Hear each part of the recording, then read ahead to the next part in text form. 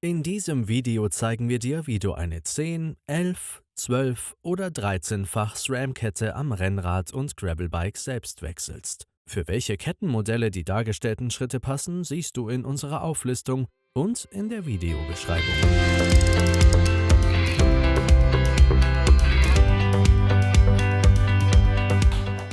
Um die Kette zu wechseln, hängst du dein Bike am besten in einen Montageständer. Damit wir loslegen können, brauchen wir einen passenden Kettennieter zum Öffnen und Kürzen der Kette sowie bei einem SRAM Explore 13-fach Antrieb ein Maßband. Eine Kettenschlosszange ist zwar nicht zwingend notwendig, ermöglicht aber das leichte Öffnen und Schließen von Kettenschlössern. Und natürlich die richtige SRAM-Kette inklusive passendem Powerlock-Kettenschloss. Optional empfehlen wir dir einen Markierungsstift sowie einen Lappen und Kettenreiniger zum Säubern der Antriebskomponenten. Du willst wissen, ob deine Kette überhaupt gewechselt werden muss? Mit einer Kettenmesslehre kannst du den Verschleiß deiner Fahrradkette genau ermitteln. Wie das funktioniert, erfährst du in dem verlinkten Video. Dir fehlt etwas? Alle Tools und Materialien findest du selbstverständlich in unserer Videobeschreibung verlinkt. Wenn du nur eine neue Kette montieren willst, kannst du die nächsten beiden Kapitel überspringen. Los geht's mit der Demontage der Kette. Schalte zunächst auf das kleinste Kettenblatt und Ritzel und positioniere das Kettenschloss im unteren Kettenlauf. Zusätzlich empfehlen wir dir, die Kettenspannung rauszunehmen. Dafür nimmst du bei SRAM Road Schaltwerken die Kette vom Kettenblatt. Bei SRAM Explore Gravel Schaltwerken aktivierst du einfach den Cage Lock. Zuerst zeigen wir dir, wie du mit der Kettenschlosszange eine SRAM-Kette mit Powerlock an deinem Bike öffnest. Setze die Zange wie gezeigt in die benachbarten Innenglieder. Durch Zusammendrücken werden die Laschen zueinander bewegt, wodurch sich das Schloss öffnet. Achtung! SRAM Powerlock Kettenschlösser dürfen nur einmal verwendet werden. Zum Entfernen empfehlen wir dir, die Kette erneut auf das Kettenblatt zu legen und sie dann in Fahrtrichtung runter zu kurbeln.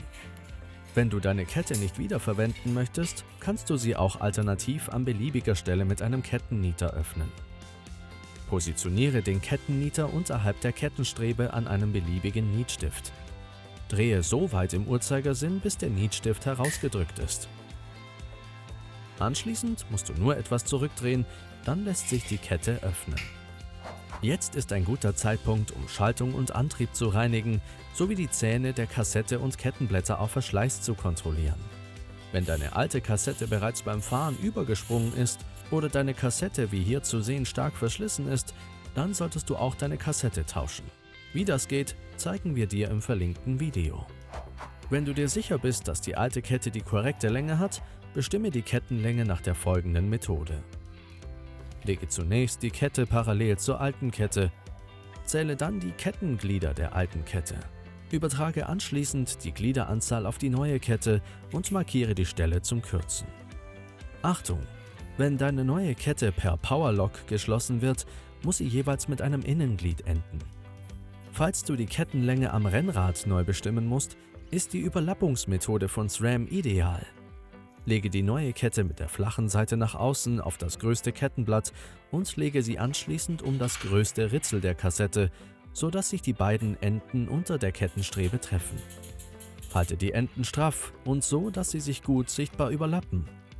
Zähle ab Beginn der Überlappung am rechten Ende Kettenglieder hinzu, um den Punkt zum Kettekürzen zu ermitteln. Bei Einfachantrieben sind es 2 Innen- und 2 Außenglieder. Bei Zweifachantrieben sind es ein Innen- und ein Außenglied. Markiere abschließend am letzten abgezählten Glied die Stelle zum Kürzen. Wenn du die Kettenlänge am Gravelbike mit SRAM Explore Antrieb neu bestimmen musst, empfehlen wir den SRAM Chain Length Guide in der SRAM Access App. Nimm dafür zunächst das Maßband und miss von der Mitte der Kurbelwelle bis zur Mitte der Nabenachse die Länge deiner Kettenstrebe. Nachdem du den Wert ermittelt hast, notiere auch die Zähnezahl deines Kettenblatts. Öffne nun online den SRAM Full Mount Chain Length Guide. Nach Eingabe deiner Werte erhältst du auch schon die passende Kettenlänge. Aktuelle SRAM-Ketten fürs Gravelbike werden ab Werk mit 114 oder 126 Gliedern ausgeliefert. Lege nun die neue Kette aus und ziehe so viele Kettenglieder ab, dass du die berechnete Länge erhältst. Markiere mit dem Stift die Stelle zum Kürzen. Lege zum Kürzen die Kette mit der markierten Stelle in den Kettennieter. Halte den Kettennieter am Griff und drehe ihn so weit im Uhrzeigersinn zu, bis der Nietstift herausgedrückt ist. Achte darauf, dass der Nietstift gerade auf den Nietbolzen trifft. Anschließend musst du nur etwas zurückdrehen und schon ist die Kette gekürzt. Nun kannst du die passend gekürzte Kette montieren. SRAM-Fahrradketten sind nicht laufrichtungsgebunden. Achtung! Bei Flat-Top-Ketten muss die flache Seite vom Kettenblatt und der Kassette wegweisen.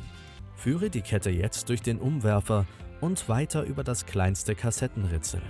Fädele sie anschließend in umgekehrter S-Form über die Schaltröhrchen und durch den Käfig. Achte darauf, die Kette hinter dem Steg des Käfigs durchzuführen. Damit zum Verschließen keine Spannung auf der Kette ist, nimm sie am besten vorn vom Kettenblatt runter. Jetzt kannst du die Kette auch schon verschließen. SRAM Powerlock Kettenschlösser sollten nicht mehrmals verwendet werden. Positioniere das Kettenschloss zunächst so, dass der aufgedruckte Pfeil in Laufrichtung der Kette zeigt. Anschließend steckst du die beiden Verschlusshälften gegenläufig in die Innenglieder, führst die Hälften übereinander und steckst die Verschlussstifte in die Außenlaschen. Damit alles in Position bleibt, ziehst du die Kette auseinander. Zum Abschluss musst du das Kettenschloss noch verschließen. Dazu legst du zuerst die Kette wieder auf bzw. deaktivierst den Cage Lock. Prüfe noch einmal, ob das Kettenschloss richtig sitzt.